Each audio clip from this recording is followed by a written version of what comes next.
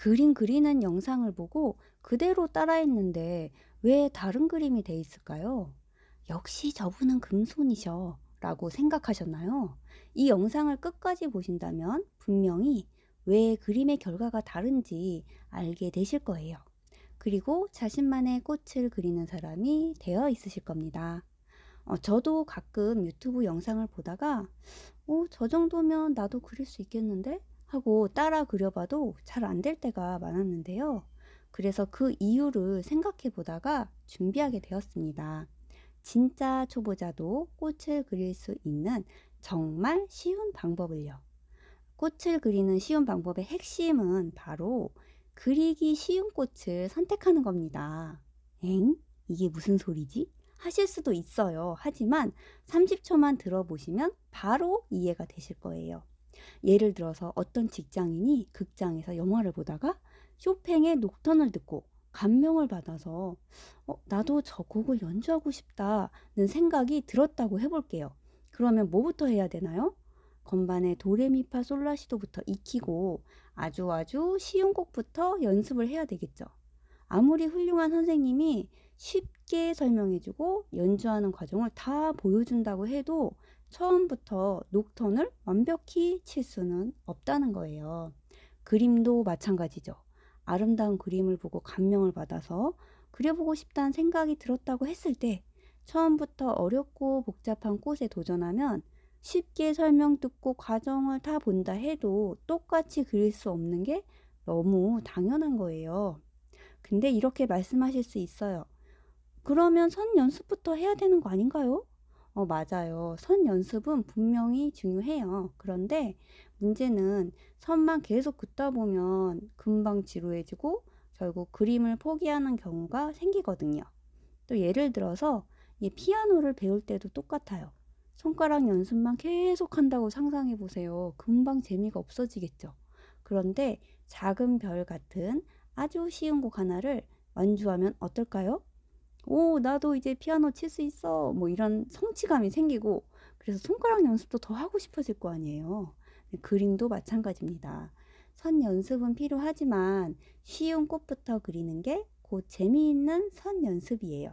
결과물도 얻고 연습도 되는 일석이조의 방법인 거죠. 이제 본격적으로 쉬운 꽃 그림을 그려볼까요? 우선 활짝 핀 꽃을 정면으로 바라보는 시점에서의 모습을 그릴 건데요. 왜냐하면 그게 가장 쉬운 모습이거든요. 그래서 가장 먼저 할 일은 꽃잎의 모양을 관찰을 해요. 한 장의 꽃잎만 확인하면 됩니다. 꽃잎 한 장만 몇 개를 먼저 그려보세요. 그리고 자, 이제 그럼 준비는 끝났고 바로 꽃의 중앙원을 그려주세요. 자, 그리고 중앙원을 기준으로 꽃잎의 끝을, 꽃잎 끝점을 이렇게 살짝 표시를 점으로 해주는 거죠. 그리고 꽃잎을 그립니다. 그걸 반복하는 거죠.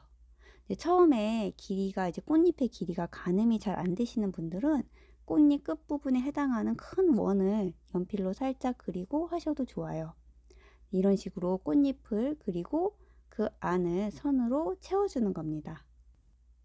하나를 다 그리고 나서 다음 꽃을 그릴 때는 이제 꽃잎의 길이를 달리 해볼 수가 있고 중앙원을 달리 해볼 수가 있고 꽃잎의 개수를 더 많이 한다든가 더 적게 하다든가 이렇게 다르게 해볼 수가 있어요. 그리고 꽃잎의 모양도 통통하게 한다거나 길쭉하게 한다거나 이런 식으로 또 다르게 해볼 수가 있습니다.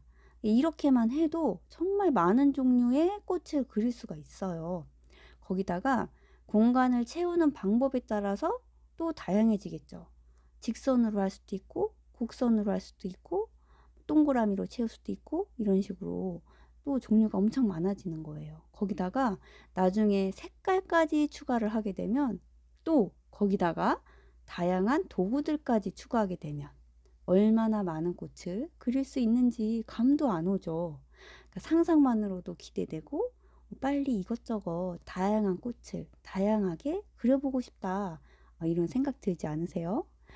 본인의 취향을 조금씩 추가하면서 발전시키면 더욱더 즐겁고 만족스러운 결과물을 얻으실 거예요.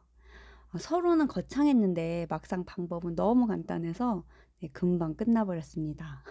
자, 이제 보면서 똑같이 그려도 왜 다른지 이제 확실히 아셨을 거예요.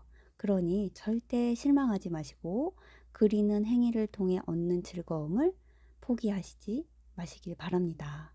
자신에게 기회를 주세요. 네, 마지막으로 이 얘기만 하고 마치겠습니다. 세상에 살아있는 생물 중에 똑같이 생긴 건 없어요. 똑같이 생긴 사람도 없듯이 똑같이 그린 그림도 없답니다. 나 자신의 그림은 세상에서 단 하나뿐인 그림이라는 자부심을 가지세요. 마음에 들던 안 들던 나만이 그릴 수 있는 창조물이라는 것은 사실이니까요. 그림을 그리면서 행복해지셨으면 좋겠습니다.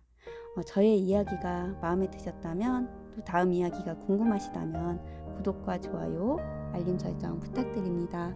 영상 끝까지 시청해 주셔서 감사합니다.